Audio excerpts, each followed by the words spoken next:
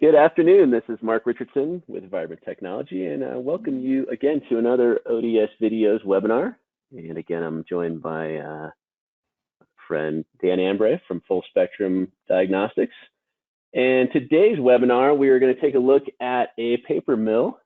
And this is an interesting one because Dan had done some traditional ODS and EMA and SDM work way back in 2018, and then had come back recently and done some video analysis using ODS videos. So we will kind of get a look in the past and then a look into the future with different technologies and how he was able to fix the issues going on there at the paper mill. Before we get started, a couple items. If you have questions, we will hold off on the question or answering the questions until the end of the webinar, but feel free to type those into the question dialog box there in the GoToWebinar panel on the right side of your screen. In addition, we are recording this, so we will have the recording available sometime next week. We'll put that up on our YouTube channel, Vibrant Technology. So you can take a look at not only this webinar, but any of our previous webinars. They are all available on our YouTube channel. So feel free to check out those and like and subscribe so you get notifications when we post a new one. With that, let me hand things over to Dan and we will get started. Thanks, Mark. Thanks for joining us today, everybody out there. We usually do a MEscope ODS videos webinar. This one's a little different. We didn't want to go that path this time. We had some other MEscope case histories to go, and this one's really interesting. And like Mark said, it's a look in the past and the future. We didn't have ODS videos back then to do a quick shot at the paper roll, the one we're going to talk about, and we had to do some other things. We did all the traditional methods, and so it's kind of a peek into the MEscope software. It can do the ODS videos, of course, now, but it does traditional ODS. It does modal analysis. There's acoustics. There's operating modal analysis. There's finite element analysis. It does all kinds of things that are very useful to the vibration guy, and we'll explore some of those. One of those, another little piece of the puzzle is structural dynamic modification. So what we're going to do is do a modal test, do an operating deflection shape, and then try to analytically fix the problem before we have to do any permanent changes. So we can pick out what type of structural modification is required and feel pretty confident that it's going to turn out right. So this is a good look at all those little pieces of the puzzle. And then at the end, I'm going to show you the ODS video, and that occurred, I don't know, 10 years, or no, it was 5 years ago. It was 2018. So I did the job, they fixed it.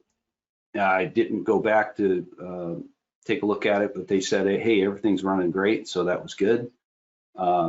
Get to about a month ago, I went back to that plant and shot some video of that roll, and it looked exactly how I thought it would look. Very, very small amount of motion, but I still picked up the mode shape that I was assuming I had.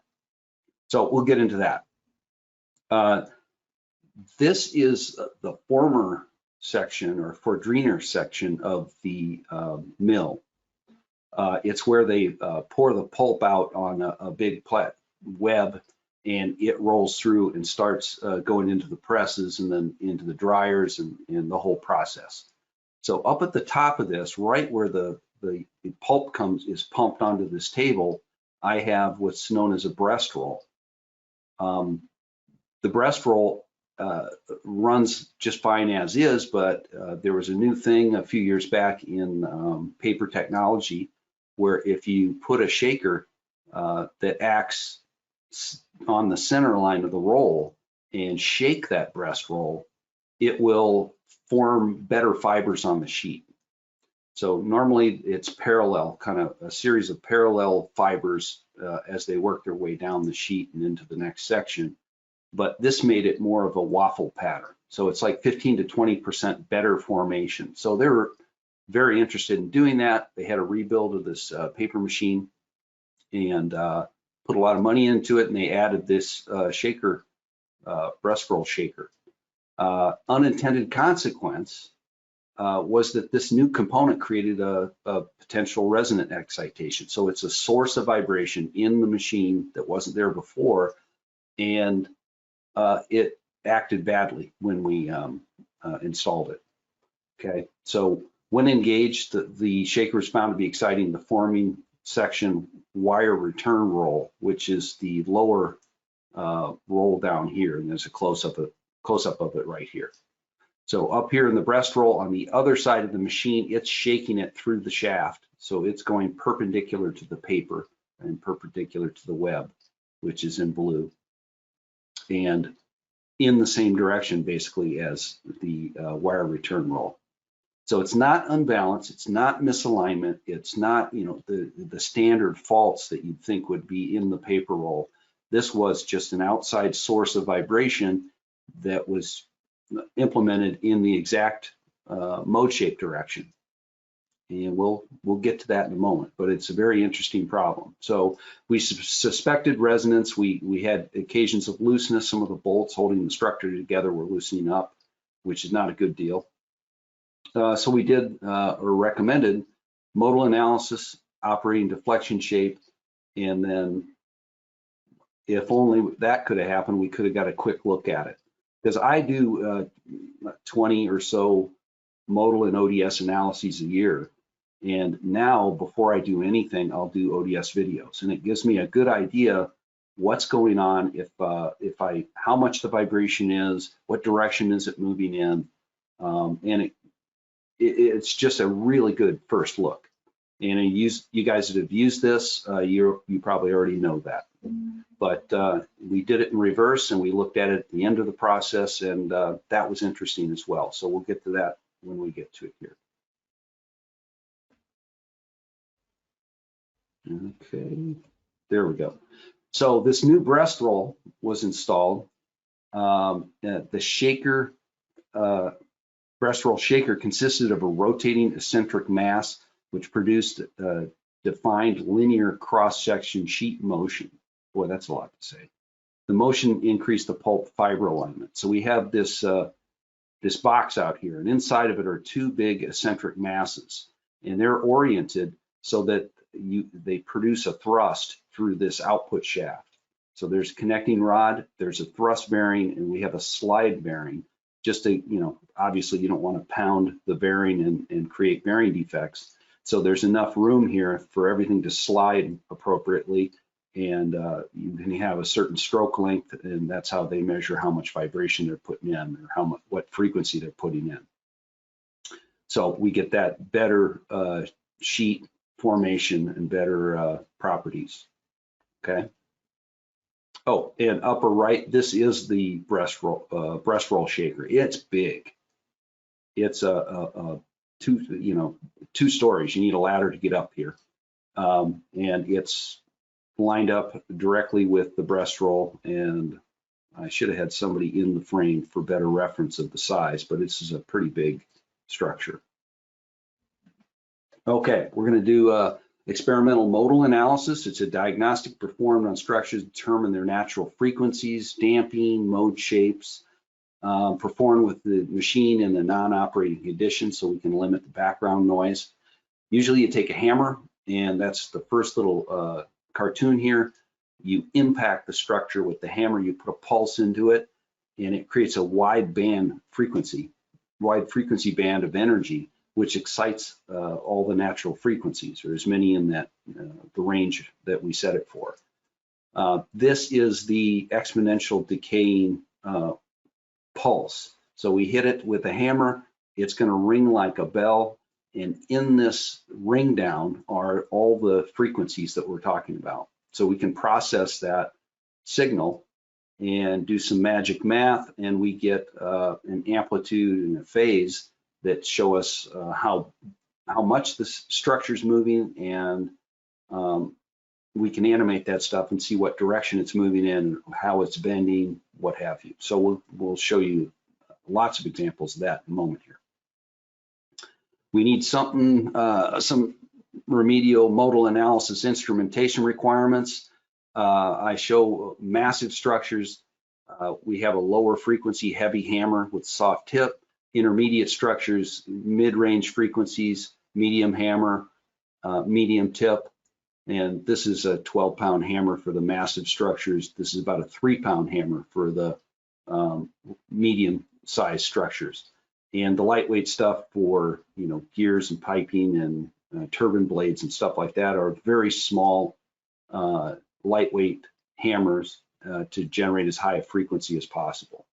Okay, the wire return roll system was considered an intermediate to massive structure. So the range of interest was the rigid body, rotational, and translational modes that are present in the cantilevered structure that we have with the wire return roll. So the best choice was this 12-pound sledge with a real soft tip on it. Transducer of choice, 100 millivolt per G triaxial accelerometer with a magnet mount. This is ideal for most equipment out there. It has a low frequency response, low end at 60 CPM or 1 hertz. So that's about what you're going to need to capture low frequency events going on. So we're going to talk about, I don't know, 6, 7 hertz. So it's got lots of capability to not miss anything. This is an all-in-one kind of collage of what we're trying to do here. So we have a picture up there. We have this wire return roll, and it's mounted to this ledge, and it has the standoff, a vertical cantilevered beam, basically, with a bearing on the bottom. So the roll is attached between the bearings, and this structure has all types of natural frequencies in it. This is the web wire. It's either a wire, properties are different. It's either a plastic, nylon, or a steel web that goes around the former section of the machine. The real important thing is the modal analysis impact location and direction. When you're doing a modal test, there are directional properties where you're required to hit it in the X, Y, and Z directions, because some of those modes will only show up in one of those directions. And we'll see that from the X, Y, and Z data that I'm putting together on the next few pages.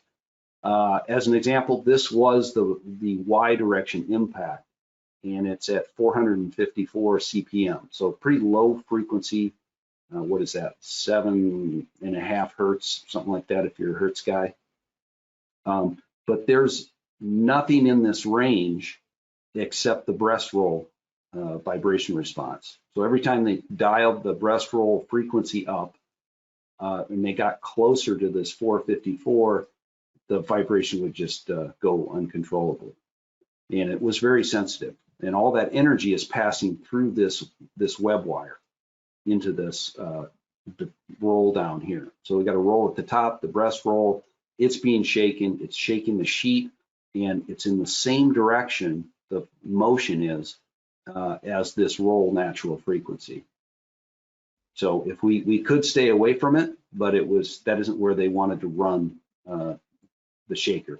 That isn't where they got best performance out of the formation in the sheet. So we had to do something with the natural frequency of the structure, and we had several options to fixing it. This is my triaxial locations, and I think there's 25 or so locations that I built on here on the structure that was supporting the roll in the frame of the paper machine, the roll support structure, the bearing, and so forth. So on either side, we had about 25 locations, so 75 measurements on each side, 150 measurements, which gave us enough fidelity to see the warping in the bearing roll support. Okay. We need to do something with this data because there's a lot of it. So somebody a long time ago named Campbell came up with a diagram. It's also known as an interference diagram. And it's used to plot frequency versus frequency. So in this case, the natural frequencies of the machine or structures are defined from modal analysis testing that we're doing here and plotted as horizontal lines. So I show my modal test results, and I have 8 little circles here. There's 8 natural frequencies. There's really one that I'm interested in, but I'm going to show you what the response of these guys are. So there's my mode at 454, there's another one at 1200, there's another at 1300, and so forth. So all these horizontal lines are natural frequencies. That side label there is natural frequencies in CPM. The other side is the operating speed range, and usually this would be the rotating speed of a roll or some a motor, a shaft, something was rotating. In this case, it's the shaker frequency. So it's roughly, if we put our worst case and we run at this natural frequency, we will cross the natural frequency with our 1 times RPM speed or our shaker speed, and where they intersect is the maximum amplitude resonance condition. What we're trying to do is add stiffness so that we walk this this intersection point out of the running speed range, or add mass where we drop it through the other way. So in modal analysis, there's always a couple ways to fix things, and we're going to go through some of the variations that would help and try to figure out what we need and what we don't need. So typically 10% speed margin is required for structural natural frequencies. We're going to require a lot more than that from because it's so sensitive, this shaker on the breast roll up there. Okay, and it's kind of like a belt drive system where the web is the belt and you have a misaligned, sheet, and it's pushing them in the axial direction. So the difference is this is a driven vibration problem with the shaker. This is the Campbell diagram for the X direction response, and I have up here my natural frequencies, and there's a whole bunch of them in here. These are the 3 that I'm interested in the X direction. The other ones are out of plane. So there's in the Y direction, we're going to see a really nice peak here and a nice peak over here, but in the X direction, they don't show up as well. So none of these are really a problem. I just want to show you what the mode shapes look like. So when I get into my data, I'm getting ahead of myself. So this is my curve fit data. I get a frequency damping, percent damping, phase angle, and what's called modal participation, how much that is related to the actual mode shape. We're going to take a look here. This is a mode at 1135 CPM. It's in the sheet direction, and it's pretty much rigid body. There's a little bit of warpage in it, but most of it's in the sheet, in phase all the way across the roll. But it's a high enough frequency, it's well away from that 450 CPM location. Here's the other one we're interested in, 2466 CPM. It's also kind of a rigid body motion, but it's out of phase across the roll.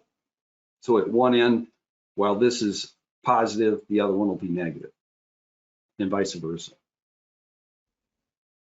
This is another one, except now it's not rigid body. It's fixed to the frame above, and it's all flexure. So you will have some bouncing motion that we already saw, like here. So this is bouncing on the frame. So the frame's distorting a little bit, and that part is not in the animation. But here, the frame is bolted properly. It's not that it's bolted differently, but it's reacting where this is a rigid connection and this is a bending or flexural mode. It's still in phase across the machine in the sheet direction. All right, so the next direction is our Y direction response. So we hit our hammer in the Y direction, take our averages, and we do that for all the different 150 locations, whatever it was. and we see something like this. So if I laid all the data, it would show predominantly this mode, and this is the mode in the range closest to the shaker response. And I'm going to show you these two modes of interest in the Y direction. So this is the first bending mode. It's connected stiffly to the frame, and you're warping this bearing box or this bearing standoff at that frequency. Okay. Response is in phase across the machine, so in the machine cross direction. The damping was calculated to be about 40 times, which means if I had 0.1 inches of in self-induced vibration, I'd multiply that by 40 if I was right on the resonant peak. So if I tuned my shaker to be right at 454, it would go bananas. And it's actually a little worse than 4 inches per second. I'll show you that as we get to it. This is another distortion in the frame that's holding the roll, and it's out of phase a little bit. So this is probably two modes that I excited with my hammer impact, where there's something that isn't identical on each side.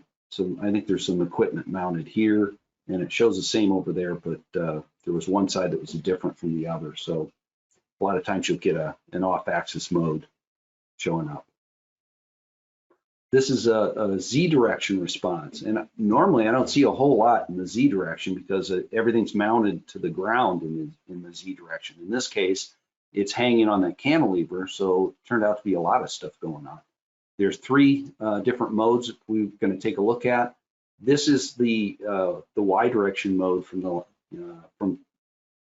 that was the main peak before, and it shows erratic phase and not much of a peak. So it's not really in the Z direction. We're just, an off-axis bump might have caused a little more energy in here. But these are the three we'll be interested in. This is a rigid body bounce of the whole roll and support structure on the frame. This is a rigid body pitch about the frame. So there's not much flexure in the structure, but one side is always going down while the other one goes up. So it's a teeter-totter type motion. And this is a little more of a bounce mode. There's more flexure in the structure here. And what we're interested in after going through all those modes is still that Y direction mode right here. So it's being excited. If this is the shaker excitation source and that frequency gets close to 454, I'm going to have my maximum response. So I have to do something to change this condition. I don't want to ever operate at 454 because the machine will shake itself apart. So I have to stiffen or add mass or both to the system to move that natural frequency out of the range that I'm in right now. So here's my problem from the modal analysis. You got some rigid body connection up here and you're flexing the frame. Okay, so I actually have a bend in the frame that I'm going to have to address. We did an operating deflection shape, not a ODS videos, but a traditional ODS with the same transducer, triaxial transducer, the same spots I took before, but instead of having a hammer reference location, I have a transducer there, another accelerometer. So now every measurement that's taking also, it's an amplitude at that location, and then looking back at the reference, it sees how it's phase shifted. So when I put all those amplitude and phase shifts into the MEscope software, it will give me the correct animation. Okay. So ODS vibration analysis measured with the machine in its normal operating condition.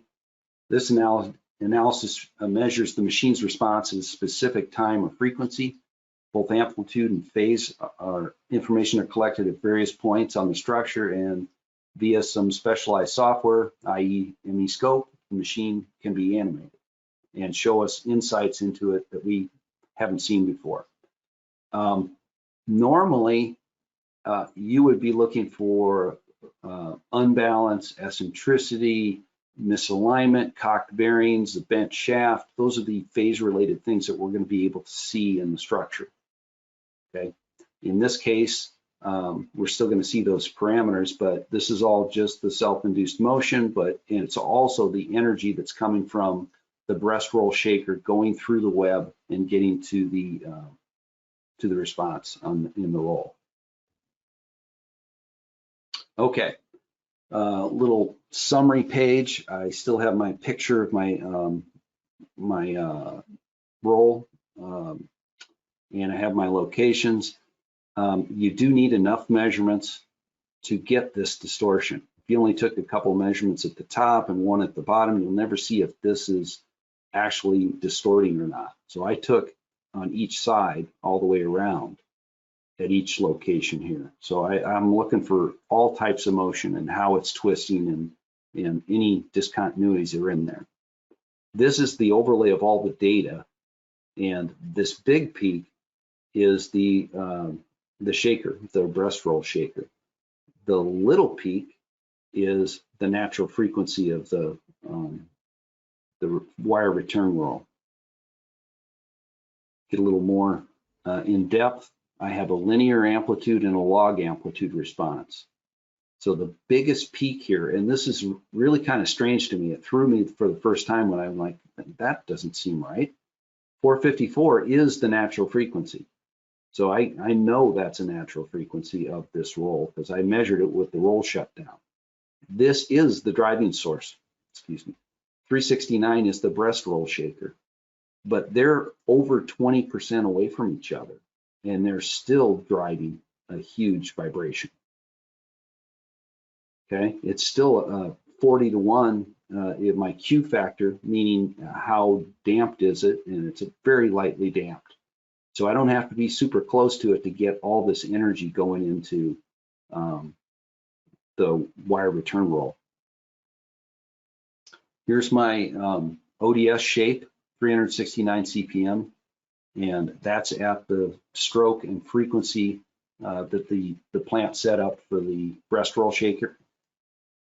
Probably about 0.3 inches per second. So that doesn't sound too bad, but it's in a direction that you wouldn't expect any vibration. Okay, this is just a roll. There's no, shouldn't be any thrust to it unless there's some type of misalignment. This is the ODS shape at 369, and then the mode shape at 454. They're two completely different frequencies, but they're the identical mode shape, which is very strange. So this, what I think is happening is that the stroke and the frequency in the shaker is 180 degrees out from the natural frequency, and it's driving this mode shape. Not just the rotational frequency, anything like that. We're not even talking about that, but the mode shape itself is being driven to that roll. And there's an extrapolation I did. I looked at the phase shift, the Bode plot, basically the phase versus frequency and the amplitude versus frequency. This is about where we are, some percentage away, 20% or so from 369 to 454. If I got closer to this, like they dialed in the 454 as being the shaker speed they wanted, I would follow this curve and I would peak out right here. This response would be on the order of 7 inches per second, which is insane. So this explains why they had so much problem controlling the shaker because they were getting so close to a natural frequency. The energy was just outrageous. So what do we need to do? We need to, like I mentioned before, we need to push this this driving frequency away from the natural frequency, or more likely push the natural frequency away. So we don't want to go down. We'd have to cover a lot of ground do that, and that would be a mass change to move this natural frequency to the left. Instead we probably want to stiffen it up, and that's going to the right. We're walking away, so this guy gets more margin on here. Not sure if that makes total sense to everybody, but natural frequencies are mass and stiffness. So it's independent of rotational speed. So if you want to make something stiffer, you stiffen it up with a gusset or a beam or something like that. If you want to make something less stiff, or you can add mass, and it'll push the natural frequency the opposite direction. In our case, we wanted to come up with a fix that would work and we wouldn't have to worry about it. And that's what the structural dynamic modification analysis tool is.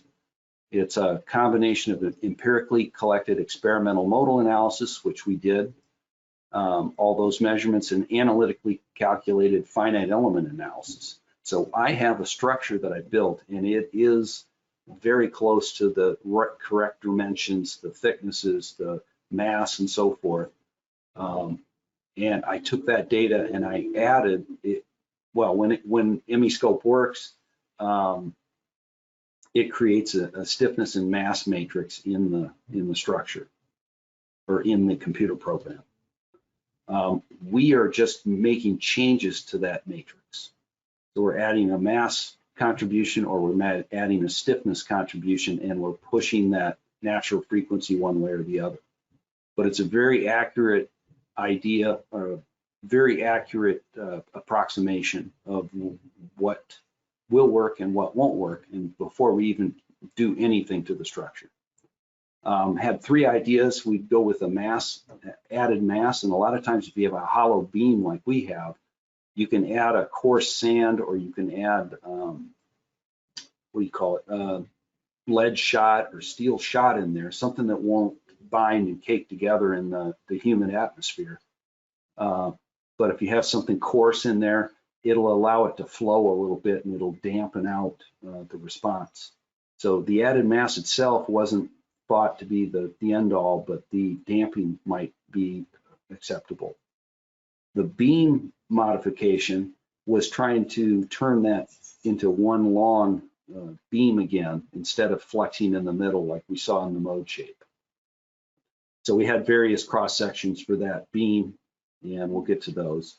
And then there was a gusset, or a plate structure modification, that went from the bearing support, and the other one went to the frame structure, the paper machine.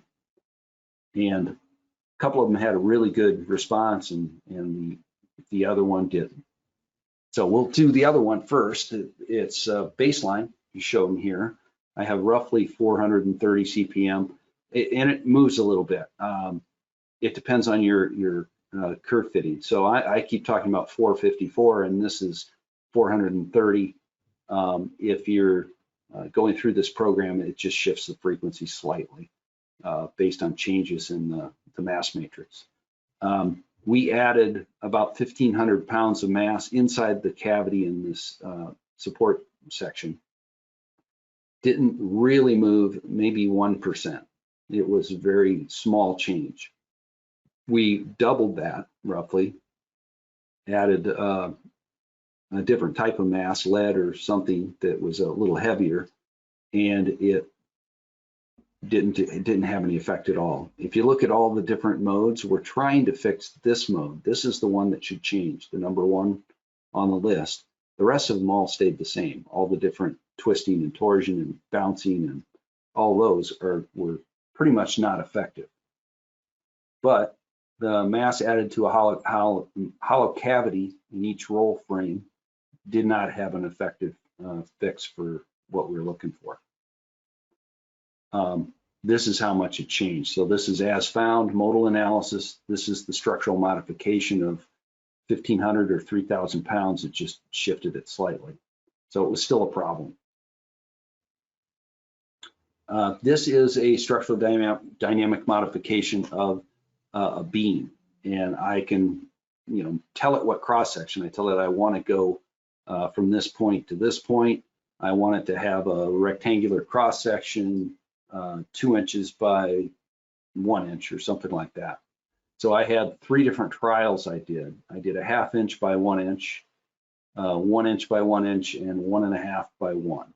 And I'm not sure if they used exactly the same dimensions, but I think they went with this one. And I have some pictures. It looks like the beam's bigger than 1.5 by 1, but it did the trick. So all 3 of them, we got about a 6. How do you do that? It went from 400 to 1200, so basically 3 times, 300% change in stiffness, and it worked really well to get that 430 CPM peak out of the operating speed range. If we look at our Campbell diagram, our 1 times RPM, our shaker speed was at 454 as found. We eliminated that from this range, so it went up to 1200. So there is a crossing here, but it's 3 times RPM. It's not, if our source of vibration isn't there, this is a looseness condition. So if our bolts are tight, when they're not being shaken apart, we won't even feel this. So the important thing is this crossing, this natural frequency was bumped up enough to, 300% change, and it should be absolutely fine from that fix. The last one was a gusset fix, and a little logistically hard to get to on the backside of the roll. There's a lot of water under here. There's like a bathtub of all the way across the machine of water being pulled out of the sheet, and it goes down there. So we really couldn't get inside here unless the machine was down. And they either made a really tiny one that I couldn't see, or they didn't do this modification at all. They really didn't need it, but it worked really well. So instead of 430, it went to 1178. We put a different size gusset, 1144 and 1150. So this was a very, very probable solution. We just did the beam solution. So it did the same thing as the beam solution. It raised the natural frequency. The crossing's much higher than 1 times RPM, and there's really no energy there. This is a couple of pictures I took last, it was about 3 weeks ago, I think. I couldn't see, and there was a guard here that I couldn't get through. I couldn't get around the corner enough to see if they welded in a gusset in there. They did put this in, and this looks bigger than I expected. It's probably at least 2 inches by, it's probably 2 by 2. So maybe they had some stock that was close and they just overdid it, which is fine. So there's the beam modification, and this is where the gusset modification should be. I just can't see if it's there or not. This is the ODS videos.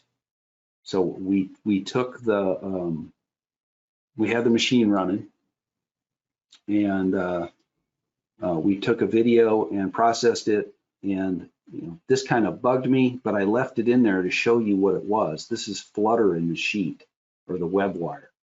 So as it's going into the nip of this wire return roll where it smooths out, there's a little bit of flutter in it. And if you're up here anywhere, it flutters a little bit more in different places.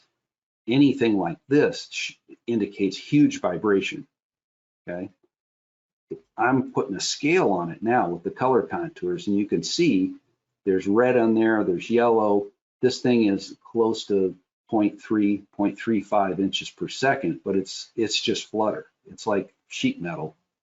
It's not really doing anything that's detrimental to the machine. This motion is thrusting just as we'd expect, except it's all forced response. It's all going through the web wire, and it's trying to excite that motion, that mode shape. The real vibration here is where it's green and just before it turns yellow. Okay, that's the look I'm seeing. Here's green, so it's probably about 0.1 inches per second. Okay, very low. That's where you'd want it to be in this structure. So now they can run their breast roll shaker any frequency they want and not worry about this amplifying. And it was a big cost savings for this. And it worked out really well. We did all the work beforehand. I left and said, hey, put this in, and I never saw it again until just a couple weeks ago. But it worked really well. This is another view straight on. And the beam in the middle, it's kind of a optical illusion. It looks like there's two beams on either side, but there's only one in the middle. This is a time waveform animation, so you can see the roll rotating. You can see the sheet moving, so forth. But it's in and out of the plane, so it's kind of hard to see that the motion we just saw earlier. And sorry to interrupt. What camera are you using here? Oh, I'm using my iPhone 10.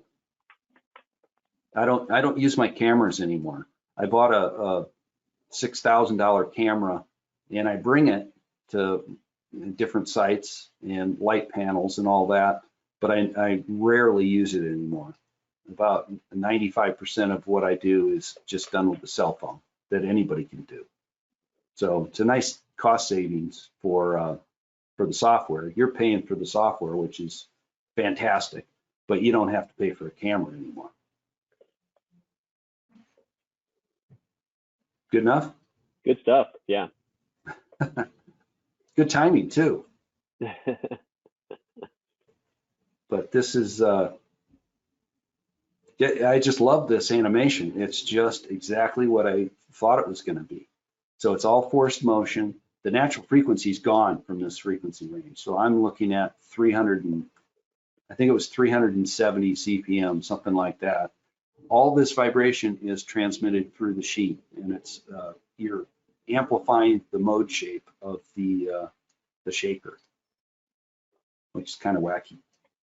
But everything worked out great, and there's lots of different interesting things. The ODS, the modal, the structural dynamic modifications, the going ahead and trying it out before you actually make physical changes, and then follow up with an ODS videos. Initially, I would have changed it where I went to an ODS videos first and looked at it and tried. I probably would have seen this motion, but the amplitude would have been much higher, and it would have led me to doing a traditional ODS anyway, and probably the modal again too. So it's a good first look at any system to see if you have any phase-related motions in your structure.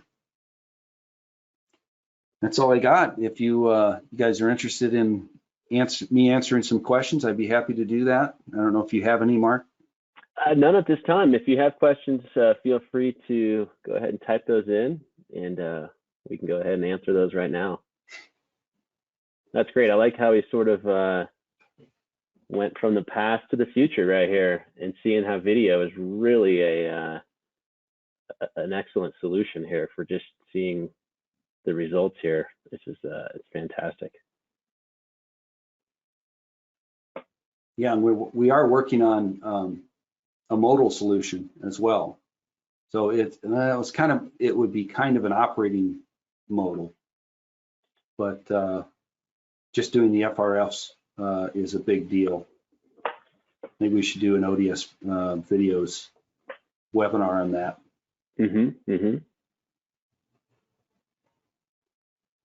Well, no questions at this time. You must have done a good job answering everybody. Or I put them all to sleep, one of the two. It could be. Oh, here we go. We have a question that just popped in here. Let me take a look here. Let's see here. Hang on a second.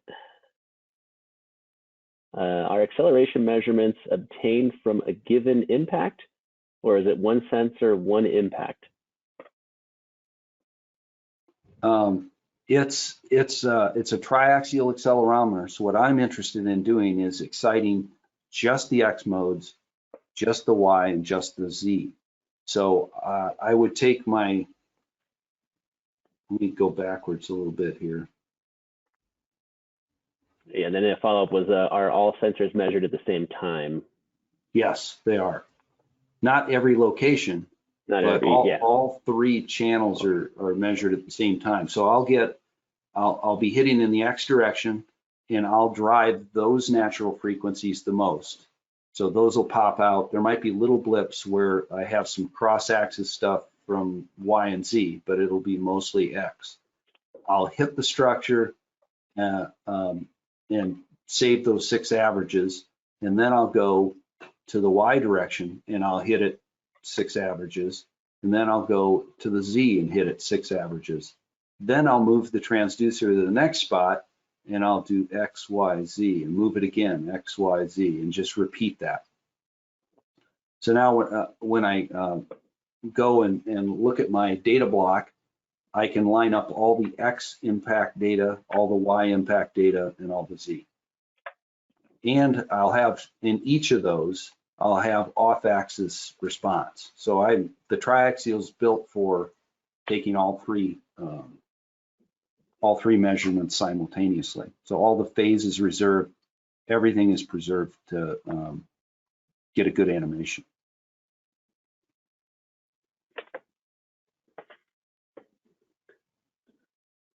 Anything else? Yeah, we got one from Andy Metelka. Hi, Andy. Slide 28 shows 2 masses were added. Why did the natural frequency 430 hertz not decrease?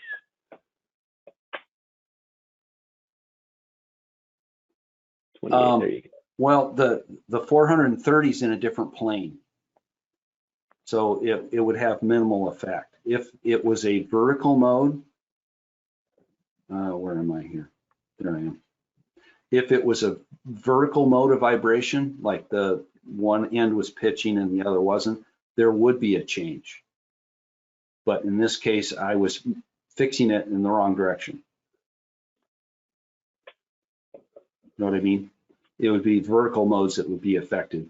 This was a cross-axis Y direction mode. So the mass wasn't applied in the proper direction to make it do a whole lot.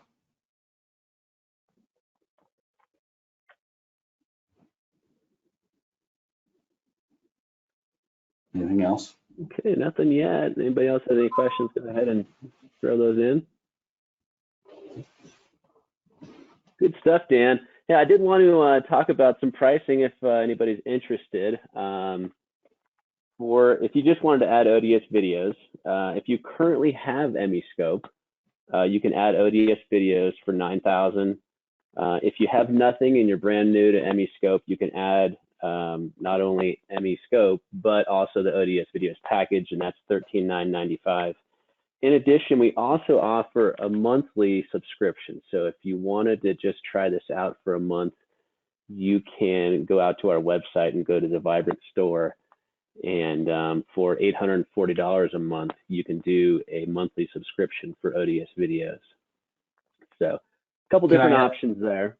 Can I add one thing, Mark? I would be happy to do a demo for you guys. If you wanted to take a video with your cell phone, and I could even send you a tripod, but if you want to take a video with your cell phone and email it or put it on the thumb drive or whatever and send it to me, I'd be more than happy to process it and show you what you can do.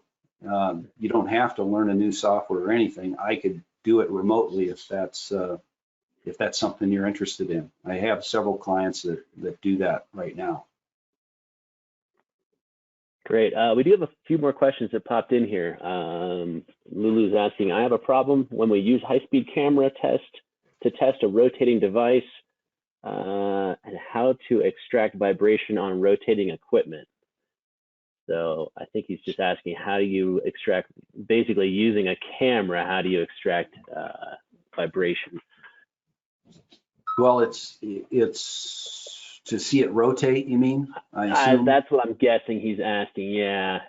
Well, And that is definitely that's a great question. It's an animation. There's two different types of animation. One of them is, here, get to the right one. This is a time waveform animation. So it is constantly moving through the pages. So I have 240 frames per second, and it's in that time waveform format. I can do an FFT and animate from that as well, but now I'm animating a peak or a single frequency at once, so all my rotational effects don't exist anymore. So I really get two different pieces of data. One is it will save a time waveform for every pixel or every grid point, whatever you have. It'll save the time waveform transient, for 15 seconds or whatever. You can process that, and that'll show you the rotational motion and kind of a wavy look to it. If you instead want to do an FFT of that time waveform, that's fine. You'll get a frequency spectrum, and you can put your cursor on any peak you're interested in, and everything will animate except you're not seeing all the frequency components like you're seeing here. You'll see only one. So in this case, if I where is it? Let me go back. So this, come on, Dan. This is a frequency animation. You don't see the shaft rotating. There is no belt movement. It's purely this 454 CPM frequency or whatever that was, that mode shape. And that's what I'm seeing. So you kind of have to get your head around being open. You'll see things that you haven't seen before, and it's confusing at first. But if you go back and forth between the time and the frequency response, you'll get an idea of what's going on. The only big difference is this is one frequency, and the time waveform will be all the frequencies and noise and everything else in the frame.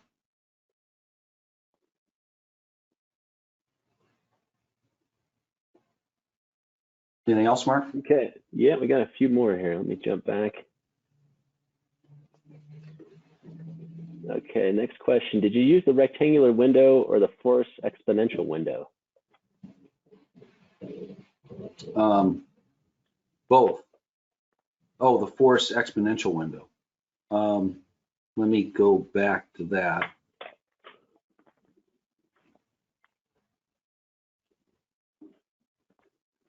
This is the force pass window, and when you hit a structure with a hammer, you'll put a pulse into it. What this window does is anything outside that window, anything higher frequency or lower frequency, and this is usually plus or minus 10%, will be zero. They'll just eliminate it from there. So your energy is all from this pulse and not, bumped it twice or something like that. That'll be filtered out. The exponential window allows you to make the impact decay to zero by the end of the time block. So here I have I have a pre-trigger, which gives me a trigger delay. I have the impact, and it has an exponential window applied to it. And the idea is to make it, if it doesn't already decay to zero like this one, the enveloping feature of your software will tell it to go to zero before the end of the time block. I should have setup parameters. I forgot about that, but I set up my Fmax and my number of lines of resolution so that my time block is about 2 seconds, and you avoid all kinds of problems that way.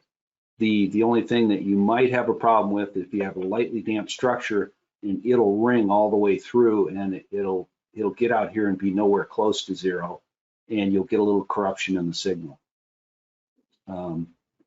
But that's what this envelope feature is, the exponential window function. It'll make it that transient go to 0 so that you get good data, good frequency data. Modal analysis is a frequency analysis. The biggest peak in amplitude is not the biggest problem. Okay, it is the frequency that's closest to a driving frequency. That's the problem. So you got to get in your head around that too. It's a frequency analysis, not an amplitude analysis. So it doesn't matter how you squish this with the window function down. The frequency content will still be there. Okay.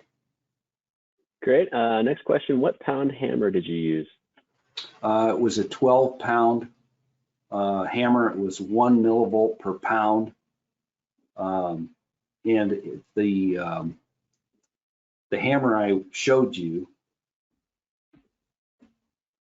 it had a red and a black tip on it. And actually, I used the gray tip. It's a real soft material, rubbery material. But you get a really good impact into the structure. And this is like a 5,000 pound force, peak to peak. And you get a lot of energy in the structure at a low frequency. It just concentrates it all down because you have a big heavy pulse in a soft, controlled hammer tip. It'd be horrible for high frequency stuff, but for low frequency, it works great. I did want to clarify something on the pricing. I wanted to mention that if you have a VT420, if you already have ODS Pro, the upgrade for ODS videos is only $6,000. So the $9,000 I quoted is if you are starting with just a 620 package, but if you've already got ODS Pro, it's only a $6,000 upgrade. We got one more question in here. How long does a video have to be from a cell phone? Good question, Ricky. I have a cheat sheet for this that I give people, and it's about a 15-second long.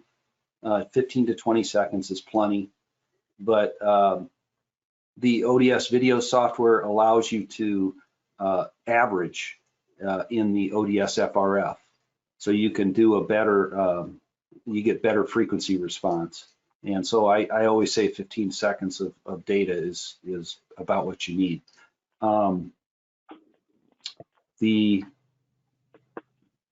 You still have to set it up in your camera. So in your camera, you go from settings to camera to video, something like that. So you choose the one that's on iPhones, it's slow-mo mode, SLOMO, and its highest number of frames per second is 240. So if you set that up, it's 1080p slow-mo, 240 frames per second. And you'll get, that's how, otherwise somebody just did it, sent me something and it was taking it in regular video mode, which is only 30 frames per second, and it's not usable. The 240 gets you enough frequency range that you're going to be able to decipher all the different phase problems, unbalance, looseness, misalignment, cock bearings, bent shaft, resonance, all those things that are going to put a shape to your structure.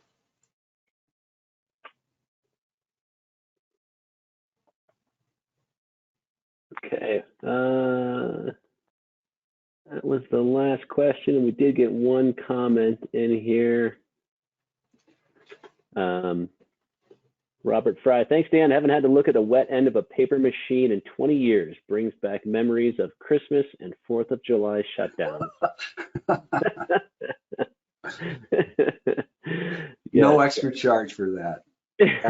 For that happy thought. Everybody wants to work on Christmas and 4th of July.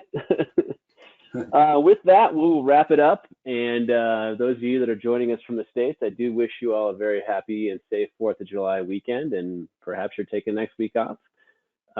Enjoy wherever you may be. And if you have any questions going forward, you can certainly reach out to Dan or us. Dan, you can reach out to at modalguy@aol.com. And if you have any questions for us, you can shoot those over to sales@vibetech.com. and we'd be happy to answer any questions about the webinar or if you have any product questions. With that, we will leave things and stay tuned for take a look at the YouTube page next week. We'll have this webinar up if you want to go back and review it. Anything else, Dan? No, that's it. Hey, thanks everybody for joining us. Thanks, everybody. Have a good weekend. Take care.